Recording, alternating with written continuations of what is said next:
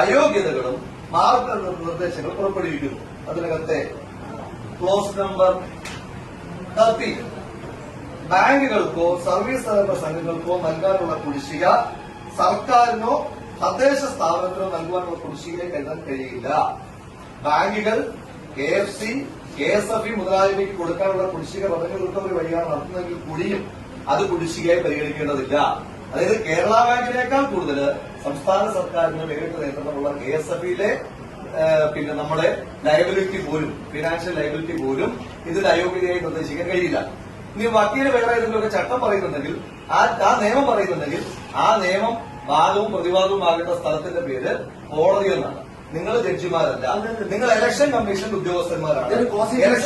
വക്കീൽ പറഞ്ഞപ്പോൾ ഞാൻ കിട്ടിയില്ലല്ലോ, ഞാൻ പറയട്ടെ. ഇലക്ഷൻ കമ്മീഷന്റെ ഉദ്യോഗസ്ഥന്മാർ എന്ന നിലയിൽ ഇലക്ഷൻ കമ്മീഷൻ മുന്നോട്ട് വെച്ചിരിക്കുന്ന നിർദ്ദേശമാണ്, ഞങ്ങൾ പറഞ്ഞതല്ല, ഞങ്ങൾ ആവശ്യപ്പെട്ട നിർദ്ദേശമല്ല. ഇലക്ഷൻ കമ്മീഷൻ ഇതാണ് യോഗ്യത, ഇതാണ് അയോഗ്യത എന്ന് പറഞ്ഞൊരു സർക്കുലർ മുന്നോട്ട് വയ്ക്കുമ്പോൾ ആ സർക്കുലറിന് പ്രകാരമാണ് ഞങ്ങൾ സ്ഥാനാർത്ഥികളെ പ്ലേസ് ചെയ്തിരിക്കുന്നത്. അതിനകത്ത് ഏതെങ്കിലും തരത്തിൽ മാറ്റം വരുത്തുകയാണെങ്കിൽ മാറ്റം വരുത്താൻ കഴിയുന്നത് ഇലക്ഷൻ കമ്മീഷൻ അല്ല. അല്ലെങ്കിൽ നിങ്ങൾ 7/11/2025 ശേഷം പുറപ്പെടുവിച്ചിട്ടുള്ള മറ്റൊരു സർക്കുലറായിട്ട് ടേബിൾ വയ്ക്കും, നിങ്ങൾ ടേബിൾ ചെയ്യും, ഞങ്ങളത് കേൾക്കാം.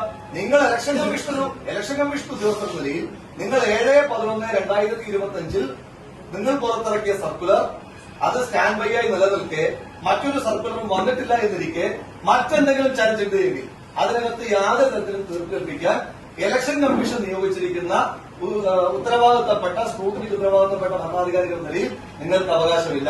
ഈ പറയുന്ന വാദങ്ങൾ എന്തെങ്കിലും കടമ്പുണ്ട് എങ്കിൽ അത് ചലഞ്ച് ചെയ്യപ്പെടുന്ന സ്ഥലം കോടതിയാണ്. അതിനാൽ നിങ്ങൾ പറഞ്ഞിട്ടുള്ള നിങ്ങൾ പുറത്തിറക്കിയിരിക്കുന്ന സർക്കുലറിന് പ്രകാരം മത്സരിക്കുന്ന ഒരു സ്ഥാനാർത്ഥി അയോഗ്യനാക്കാൻ കഴിയുകയില്ല. നമ്മുടെ വാദം ഈ സർക്കുലർ ആക്ടിന് വിരുദ്ധം.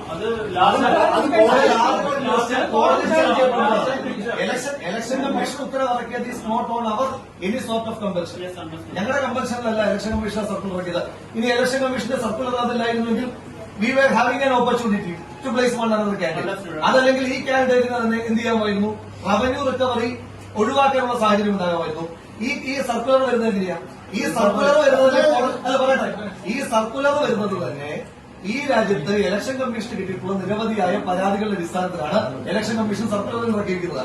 ഒരു തെരഞ്ഞെടുപ്പിൽ മത്സരിക്കുമ്പോൾ ആ സമയത്ത് തെരഞ്ഞെടുപ്പിൽ മത്സരിക്കുന്നതിന് തൊട്ടു മുമ്പ് ഫൈൻ അല്ലാതെയുള്ള മറ്റു ബാധ്യതകൾ ഒരാൾക്ക് വെക്കുക എന്ന് പറയുന്നത് പഴയ കാലഘട്ടത്തിലെ തെരഞ്ഞെടുപ്പിൽ മത്സരിക്കുന്നതിന് പണം മാനദണ്ഡമായിരിക്കണം, സമ്പത്ത് മാനദണ്ഡമായിരിക്കണം എന്ന് പറയുന്ന ആ ക്ലർജി ക്ലാസിന്റെ മാനദണ്ഡമാണ് എന്ന് മനസ്സിലാക്കിയിട്ടാണ് എന്ത് ചെയ്തിരിക്കുന്നത് നമ്മൾ ഇലക്ഷൻ കമ്മീഷൻ സർക്കുലറിൽ മാറ്റം വരുത്തിയിരിക്കുന്നത്.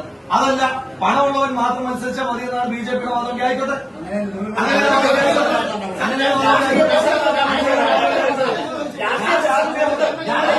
ഞാൻ രാഷ്ട്രീയ അത് ഞാൻ ഇവിടെ പറയേണ്ടത്